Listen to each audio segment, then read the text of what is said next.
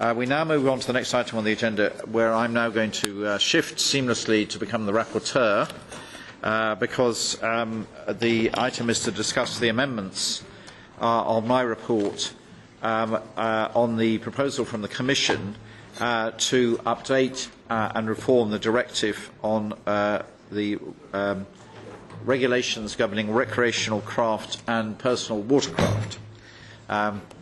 So I think the rapporteurs are here. Mr. Schwab, Mr. Repo is here, Mr. Manders, Mrs. Rula.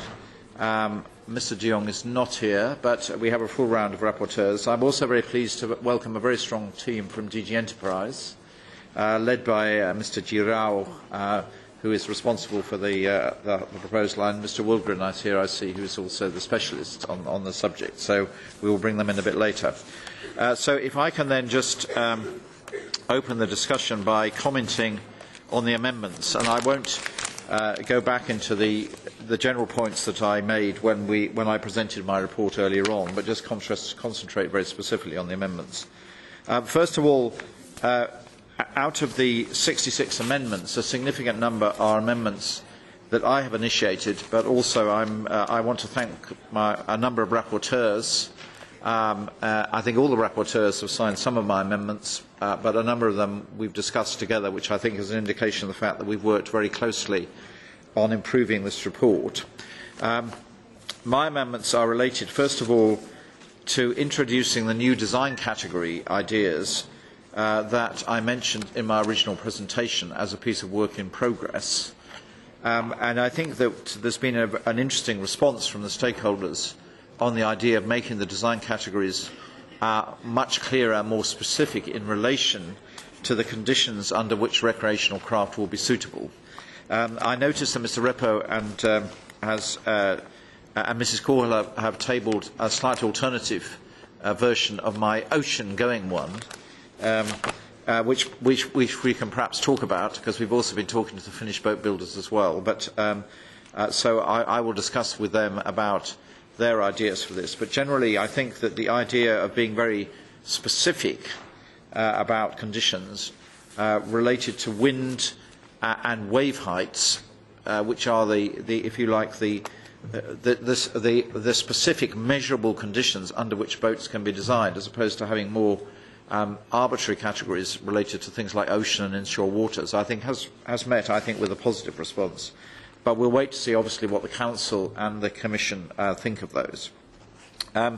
Secondly, there have been a number of clarifying amendments about marking and other aspects, which I've included, and some clarifications in detail, which I don't think I need to go into a lot of points, but if colleagues want to question those, then they can do so. Now, I wanted then to just refer to one or two other amendments proposed by colleagues. Mr. Manders has characteristically been the most energetic and prolific amender of our proposal. I just want to say to him that I think while I sympathise with his ideas about having harmonised watercraft licences, this is very much outside the scope of the technical proposal, and I'm not sure that even including it in a recital is strictly permissible, but there may be other areas in which we may be able to promote this, which I can talk to him about. And similarly, he talks a bit about tax avoidance issues about diesel, which I think is also not really within the scope of this proposal. But anyway, he and I will talk about that later on. He did make an amendment about responsibilities of manufacturers and compliance with CE marking. I don't think his proposals actually fall in line with the spirit of having manufacturer responsibility, but again, he and I can discuss that. Mr. Schwab made some useful proposals about clarifying identification plates and country marks of origin, which, again, I will discuss with him to see whether we can incorporate that into a compromise amendment. And finally, Mr. Schwab also, with Mr. Karas, made a proposal about emergency stop devices on outboard engines. Our understanding is that those are already fitted to outboard engines and that we don't need any specific element on that. The Commission may wish to confirm that, but I don't think there is any necessity to include those. So I think I've covered the specific amendments in detail, but generally I think we have the basis now for proceeding to a vote with a very strong consensus on this proposal. And then we will then need to discuss with Council how they want to move forward on this proposal, because obviously we will vote in the Danish presidency, but the Cyprus presidency have yet to give us some indications about the work of the working groups there. But I think that we need to get a clear indication from the working group specialists whether they are in a basic agreement with the general direction that we're following on this proposal. You might also be interested to know that when I was in Copenhagen on Monday, I met the Danish Environment Minister and briefed her on some of the issues around noise and exhaust emissions, which she was particularly interested in and wanted to discuss with me. So that's my presentation, and so I'm then happy to invite contributions from the shadow rapporteurs, starting with Mr. Schwab. Ja, vielen Dank, Herr Vorsitzender. Thank you very much, Chairman. I think you've covered the essential aspects of the amendments already. Amendment 52 about sport boats in the member states in which they place boats in the market. Then you also mentioned 65 and the emergency stop device. This is common practice in many member states, but not yet everywhere, and I'm assuming that a European level regulation would be desirable and sensible. Just very briefly, Chairman, I'd like to touch on what you were saying about this introduction of new categories. This is amendments 59, 61, 62 and 63. What we agreed, and you've already said this, is that we would have a briefing paper on these categories to put together, and I think that needs to be kept separate from the amendments, and the outcome of that briefing paper ought to be kept separate. Now, if we look at the categories, I would say that amendments 56 would be a good one, and I think that's pretty much all I want to say at the moment. Thank you. Mr. Repo. Thank you.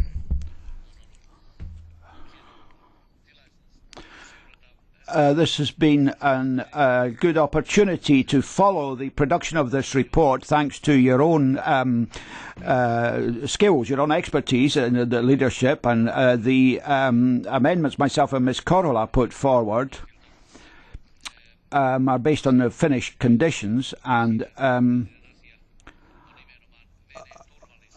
it's the essential thing here is improving the safety of these boats. And as far as we're concerned, anything that improves that safety is good. So I don't think there'll be any real problems with this as far as we're concerned.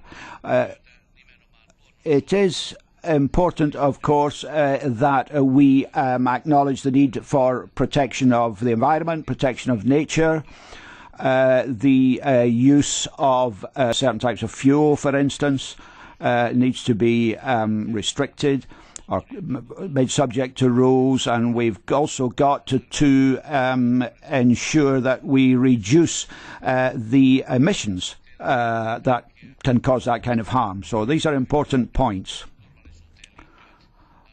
But I think that everything else that relates to safety, improving the quality of safety, is positive. I think that the reforms or the changes that this report will bring will be positive, and I think they'll be very important to us in Finland, and in particular, of course, the boat builders. Thank you. Thank you very much. Mr. Manders. Thank you, Chair. Nice to hear that you think, when I'm shadow, that I'm active. So, but that's true, because only when you're active you can be a shadow rapporteur or rapporteur. That's, I think, is normal. I think well, it's a good proposal, and there are a lot. It's not controversial, and there are some points which I raised, but I just put it in a recital and asked the Commission to think about it, to come forward with proposals, and then we can go into the detail. But if we are talking a lot about safety, about standardisation, etc., but we always forget the most important things. That's the people who are using the devices or the boats in this case, or the bicycles or what else. And then we say, well, it's not our mandate. So I think we never can't forget the people who are using it. And even if it is not our mandate in this committee, I think we at least can ask the European Commission to come forward with solutions, and that's why. And I hope that you, as rapporteur, at least can support my amendments, and because I think it's a good balanced proposal, and I will support yours. Thank you very much. Okay. No, I think my main concern is that these are actually not necessarily the Commission's responsibility at all, but actually the responsibility of Member States in terms of implementing regular checks on boats, or even licensing helmsmen, or issuing qualifications. But anyway, we can talk about that separately. Mrs. Rula. Also ich bin auch. I also think that we've got a broad consensus in the committee. Now, to answer Mr. Manders, I've got a few problems with your Amendment 58. This is to do with an article, not a recital, and the question I want to have answered is why not put that in a recital? I mean, calling on the Commission to submit legislative proposals for... What's a license in German? License. That should be in a recital, not in an article. And we, apart from that, support the amendment, but when it comes to the division into categories, we'd like to wait for the outcome of the briefing paper, and then we'll make a final decision. That's it. Thank you. Yes, well, thank you very much. I forgot to mention the briefing paper that's coming, and we'll have to look at the timing of that in relation. Do we know? 30th of May it's going to be there. Okay. Oh, sorry, April. 30th of April. Yes. All right. So the briefing paper will, Karen tells me, is going to be available shortly. Yeah, this week, next week. Anyway, so we will obviously circulate that as soon as possible, and then we may then have a further discussion before the vote to see whether there are any aspects of the briefing paper that we may want to take into account in any compromise amendments. And that will include the suggestions from Ms. Dorepo and Mrs. Korhola, because I think otherwise we have a unified set of amendments, and the Commission, obviously we will share our report with the Commission as well. Good. Any other members want to come in on this one? No? Mr. Girao, then I'm happy to give you the floor to comment on the proposal. And I'm not sure whether I don't think anybody from the Council is here, but you might also give us some indications about progress in Council Working Group also.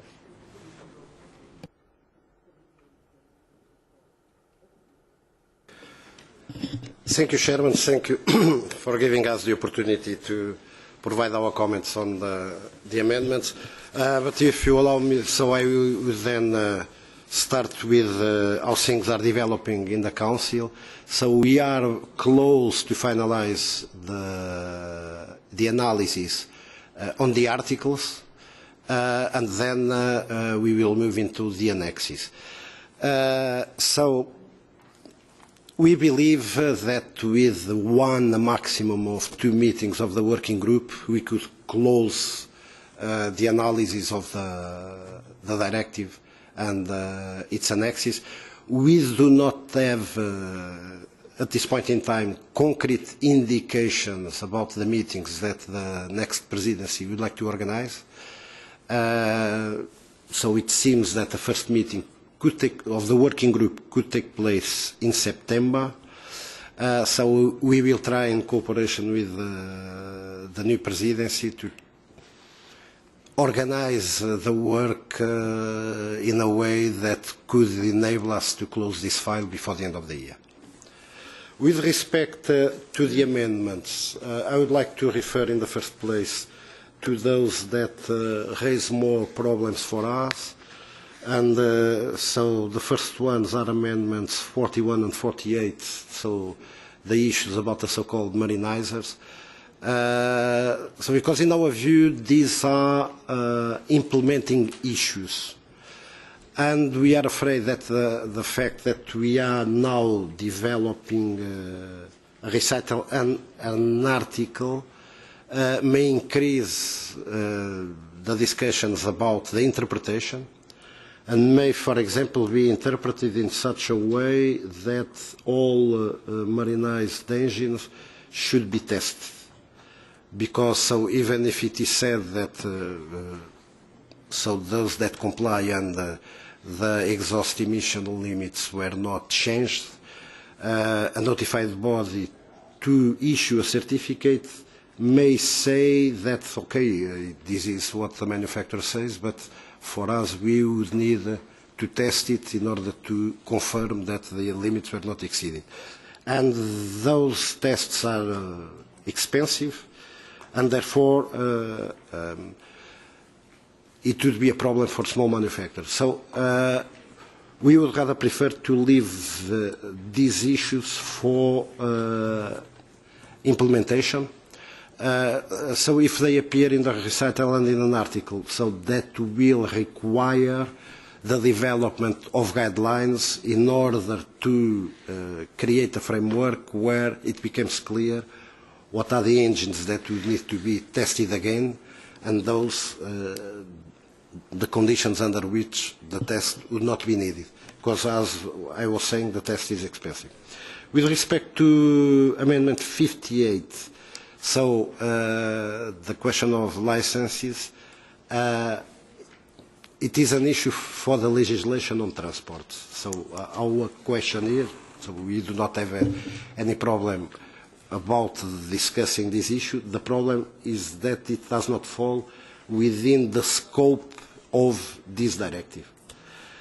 With Amendment 64, country of manufacturer, we would like to keep our text because, in addition to other arguments, market surveillance authorities may want to visit, if the manufacture takes place in the European Union, may want to visit the place of manufacturing. And so the indication of the country of manufacture is useful also in this respect. With respect to the tiller outboards, so they already have an emergency cut-off device. Increasing the requirements may challenge other safety requirements, taking into account the technical specificities of these emergency cut-off devices.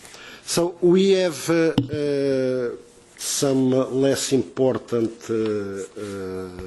issues with respect to amendments 48 and 51, because they introduce 43 and 51, because they introduce references to issues that we consider is not a good place, because so it is the CE marking in a recital.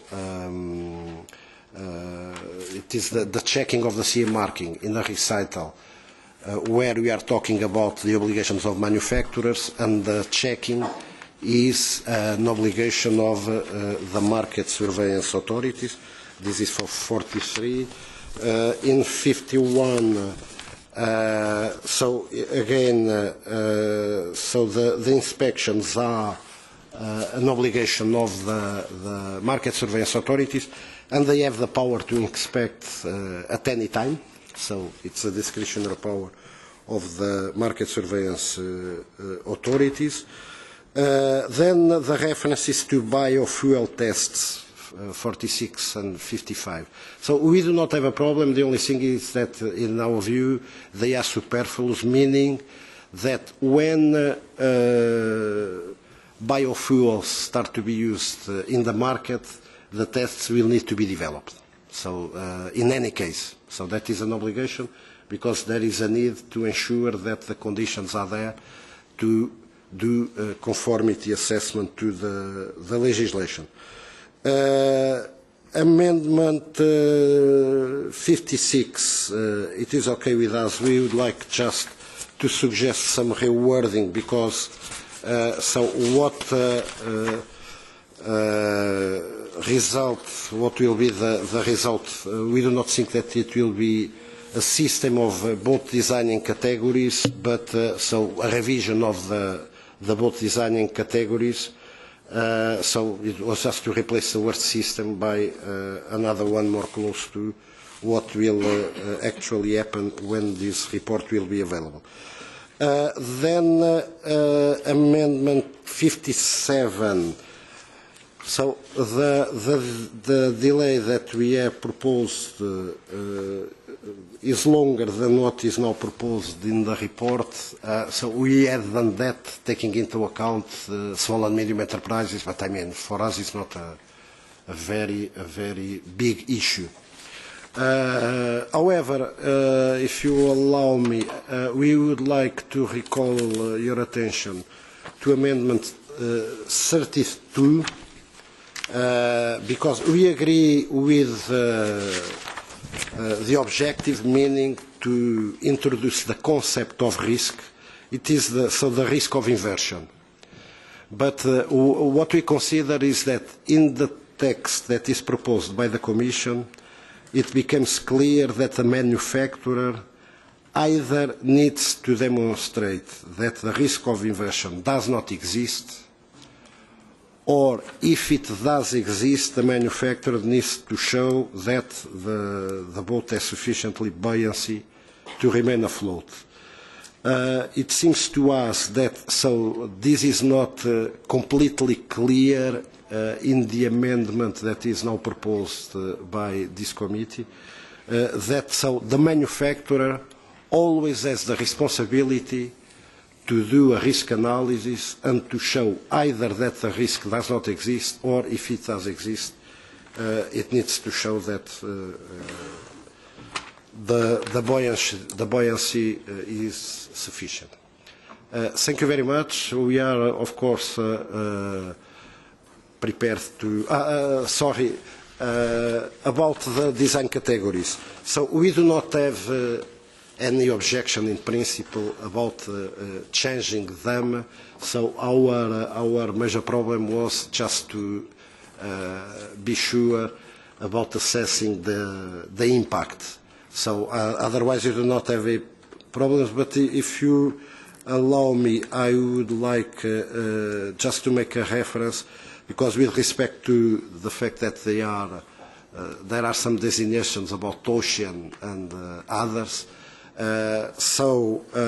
It was considered useful by the stakeholders, and we think that the reference in Amendment 44, that those designations may be potentially misleading, is a little bit excessive, because they were suggested and accepted so far by the stakeholders. Of course, that we are prepared to provide any further cooperation that you consider you should ask us about this file. Thank you very much. Well, thank you very much for your comprehensive response on our amendments. Perhaps if I can then conclude with colleagues here. Mr. Schwab and Mr. Manders, if I could just have your attention for a moment as key rapporteurs, shadow rapporteurs. First of all, I think there was an important piece of information that we have from the Commission about progress with the specialist working groups, who will clearly be crucial here, is that the next major meeting is going to be in September, which I think gives us an indication about timescales.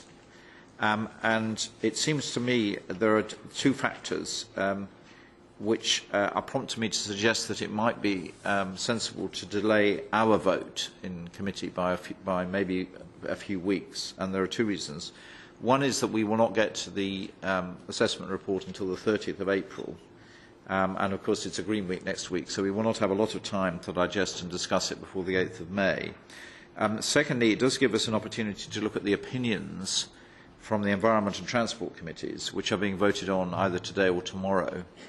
And given that our amendments will need to be considered by the working group, but if that meeting is not until September, we will have plenty of time after our own voting committee for the working group to examine that.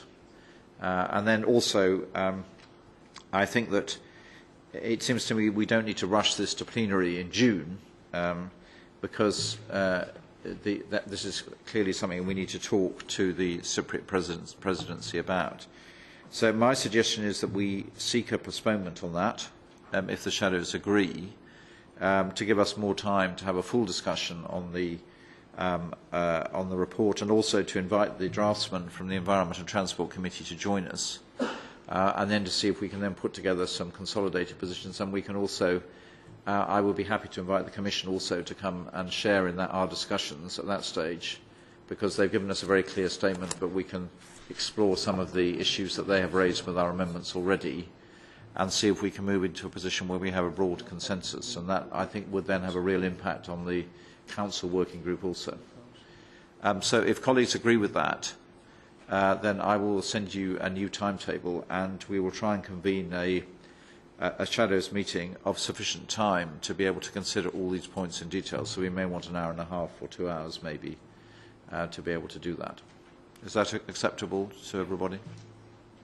Okay. We'll transmit. There's only Mr. de Jong who's not here, so all the shadows are at the meeting. So thank you very much indeed, and thank you also to the Commission for that information. I think it's been an extremely useful discussion, and let's see if we can make some good progress in this important area. Right.